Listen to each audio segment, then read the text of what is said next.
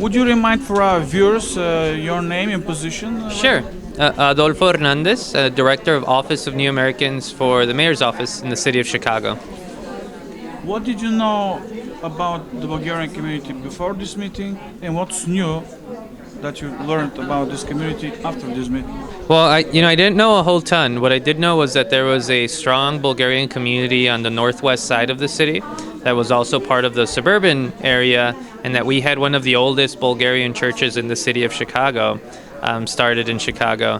What I came out of knowing that I didn't know was how much is going on, what an active community there is, how many nonprofit organizations, how many arts programming organizations, all the schools. I think it's incredible how important the cultural heritage and the language is to this community. It reminds me a lot of my own community in the Mexican community, that we want to hold on to Spanish, we want to hold on to our roots, and we're proud to be in America.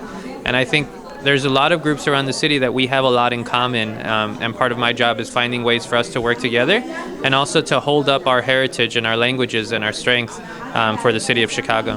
What is the right format for a certain community, in this case the Bulgarian community, so that this community becomes more recognizable in Chicago and its suburb?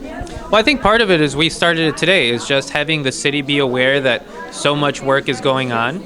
We want to make sure that we're including more of the Bulgarian cultural events in city events, things like the Taste of Chicago or at the Park District or at Daily Plaza.